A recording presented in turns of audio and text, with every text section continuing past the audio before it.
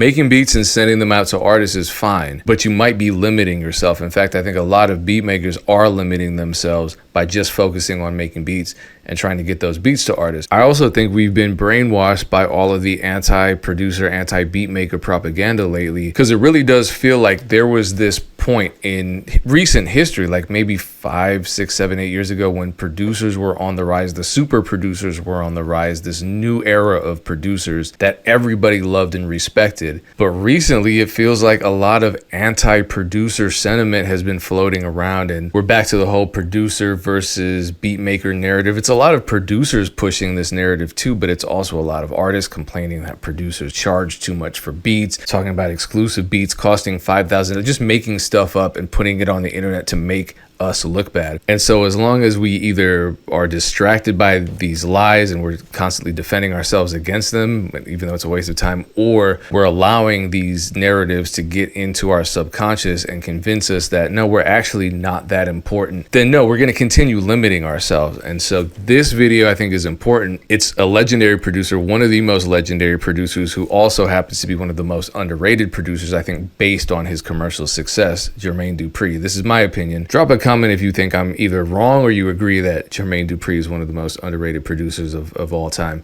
And he's talking about how producers can actually get paid twice. And when I watched it, I was like, oh, that's crazy. He's getting paid twice. He was wrong. He's actually getting paid 3 times, and he's going to show you how he gets paid 3 times on certain songs that he produces. And I'm just sitting there like, his royalty statements must be insane. Like I was when I got my first royalty statement, that was 5 figures, because for the longest time it was like cents, and then it was dollars, and then it was hundreds of dollars. And then, you know, a hit single comes along in this era, and like the types of hits I produce, they're not the same kinds of hits that he produced. You know, he's producing Mariah Carey and Usher hits. I just can't imagine what those checks look like. Oh my God. So producers, this is amazing motivation. Figure out what you can do. Figure out how you're limiting yourself and cut that shit the fuck out. Summer Walker sampled You Make Me Wanna,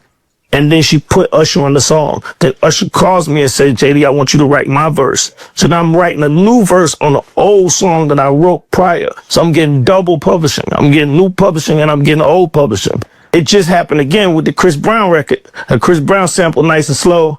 He put Usher on. He put Usher on the remix, and I wrote my parts on I wrote Usher parts on the remix. So he's not really getting paid twice. He's doing the work for it. And number one, so man, you're gonna my bad, man. You're gonna have to summarize what it took, because I couldn't hear it on my side. I just didn't want to. So, and this is another thing. I didn't even know that. Maybe you probably knew this. I didn't know that Jermaine Dupri was writing a lot of Usher's lyrics. But he wrote, I guess, I don't know if he wrote Make Me Wanna. I need to look this up. I know he produced it, obviously.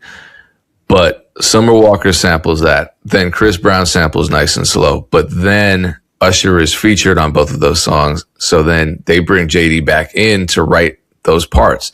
So not only did he get paid the first time as a producer songwriter, but he got paid a second time for being sampled, and then got paid even more to write new parts. He's one of the most underrated producers, I'm saying. I only think underrated because, like, I'm sure he's produced a ton but we don't know him, or this newer generation doesn't know Jermaine Dupri. That's the only reason why. You think he's underrated, like, even in his time? Like, yeah. I don't know why, because he is one of those guys who did put his voice on tracks. He was like a Dr. Dre. He was like a Teddy Riley. I never heard him sing, but clearly he can write R&B. From Jump to My Boo to Confessions to Make Me Wanna, these are stylistic leaps, and he's writing on these. That takes a lot of talent. Even if he was, and it's not just that he's producing in the traditional sense, he's making the beats, he's writing lyrics. That's a lot. People can't do that. I can't think of very many legendary producers who can do that. You know, you have a handful, like a Timbaland or someone, but I don't feel like JD gets brought up in those conversations. When people are debating their top 5 producers, they're going to say Dre, they're going to say Timberland, they're going to say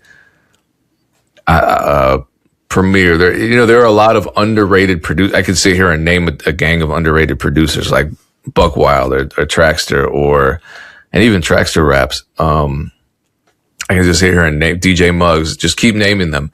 But for someone like Jermaine Dupri, who as an artist had hit songs solo, so he has Money Anything. He has all these songs that he wrote and performed and produced. It feels like he's not getting mentioned in the top 5 conversation a lot of the times. I think it's because people separate. He's so versatile that people separate his production from his solo career, and 2, because they're just not aware that he produced all this stuff and that he wrote all these lyrics. I just think it's an awareness thing.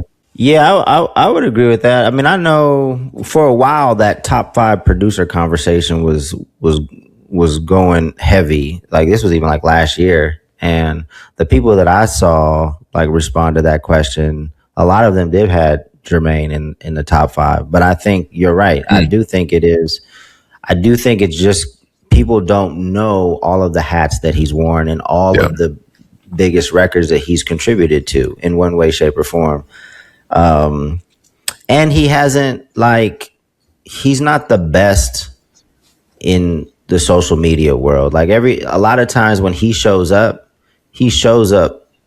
like he doesn't know social media and like he's kind of old and angry. That's just kind of the vibe. He can be that way. I don't care. Anyone else, I'd be like, that's a problem. But for him, I don't care. No, I don't care either. Like I have a better. I mean, even I'm surprised sometimes of some of the stuff he's worked on. But like, he's a far cry from like a T-Pain, right? Like T-Pain has been in the industry for a long time, legend, and has been able to reinvent himself in this new age with Twitch and gaming and streaming. And he's a fun personality. Like Jermaine don't seem fun. Like off time, he might be a fun guy to be around. But in social media world and interviews, he don't seem like it. So I don't think he cares. I mean, he's super accomplished, legend.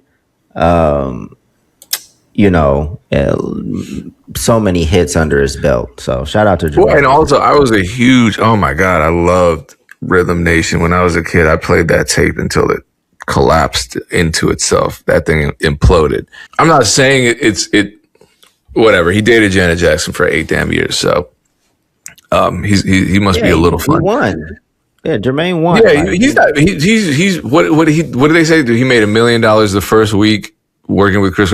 Yeah, so he's fine. He can be however he wants on social media. I think a lot of personalities don't translate well on social media. I put myself in that category, but also, I'm not here to speculate what kind of personality he has in real life. But I think the question is, he did all this stuff and is telling producers kind of cavalierly, oh yeah, I did this, I wrote this. Okay, man, yeah, we get it. You're way more talented than the rest of us, but producers can always find a way to do more.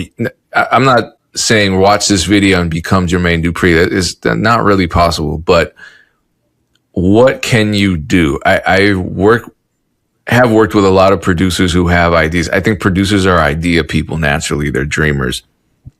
Just like, recording artists. But we often get stuck in the studio chair behind the laptop. And we have ideas. We're afraid to express them. People don't want to listen to us. What are, Dame, some ways that you've seen producers expand and do more so that they can take advantage of these other revenue streams and these other creative outlets? It really just depends what your interests are. Like even, the young lady that we just talked about with the customer service, Sonic Waves. Like if you have other, like say if a producer did also make wearable jewelry, you could definitely use your platform, your voice, maybe even the relationships you're building with artists. Maybe they want to wear the jewelry. Maybe they want to help you make a song about the jewelry.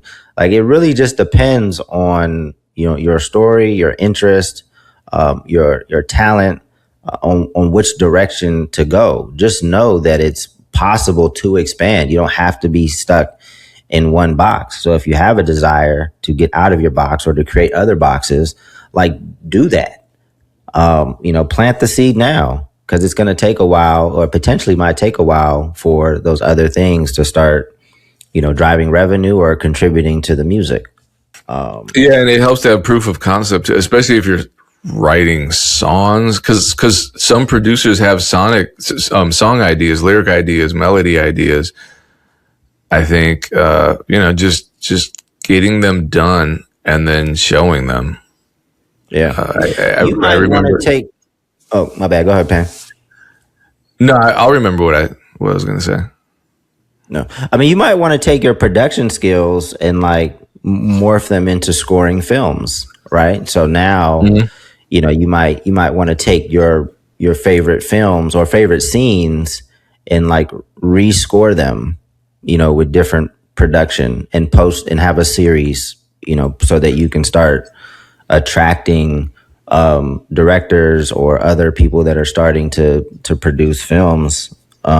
You can show your work. There's so, man, that's the dope thing about being a creator today. It's like there's so many ways to get your creativity out there. Yeah. So yeah. Yeah, if you want to do it, I remember working with a local artist that was, a generation or two before me. And he looked at me and said, "I see more for you." And I'm like, I don't know what that means. And, I really didn't at the time. It kind of haunted me. And then years later, oh, it's the YouTube. It's the MEC. It's DJing. It's touring all over the world. There's all this stuff that I was doing. I'm like, oh, maybe that's what he meant. So there is a lot to be done. And maybe it was just stepping outside of here's the beat, rap on it, roll, and changing that dynamic. Being like, you know what? I have ideas for a song for you, actually. What do you think about this concept? What do you think about this track? What do you think about sequencing it this way? Because I do that now all the time, and it's just kind of second nature, but not everybody. Again, and this now goes back to the stupid producer versus beatmaker conversation. Producers, stop being timid about expanding your reach on a track that you're working on, and recording artists, engineers, etc. Let the goddamn producer share their ideas and be open to them. People say they want real producers, and then someone tries to become a real producer and they're like, I don't want to hear that shit. So give space to each other, but also assert yourself. If you have ideas, put those ideas down, practice those ideas so that you are more confident. You can stand up in a studio session and say, oh, I got this idea, or try this differently. It might cause some people to side eye you first, but if your ideas are good and you do it for long enough, then you just develop that reputation as that type of producer.